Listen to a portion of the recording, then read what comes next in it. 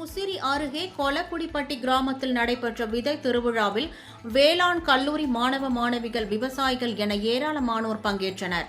திருச்சி மாவட்டம் முசிறியை அடுத்த கொலக்குடிப்பட்டி கிராமத்தில் கிராமாலயா மற்றும் பசுமை சிகரம் தொண்டு நிறுவனம் சார்பில் விதை திருவிழாவை தமிழக ஆறுகள் வள மீட்பு இயக்கத்தின் நிர்வாகி குருசாமி துவக்கி வைத்தார்.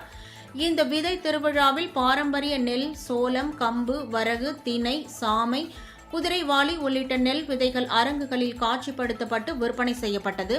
மேலும் கிராமாலயா நிறுவனர் பத்மஸ்ரீ தாமோதரன், பசுமை சிகரம் நிறுவனத்தின் யோகநாதன், நம்மாழ்வார் உயிர் சூழல் நடுவம் ஒருங்கிணைப்பாளர் வானகம் ரமேஷ் உள்ளிட்ட பலர் பாரம்பரிய விதைகள் மீட்கப்பட வேண்டியதன் அவசியம் குறித்தும் பயிர்களுக்கு ஏற்படும் நோய்களின் தாக்கம் குறித்தும் விரிவாக பேசினர். இந்த நிகழ்ச்சியில் இலவச சித்த மருத்துவம் மற்றும் ஆங்கில மருத்துவ முகாம் நடைபெற்றது.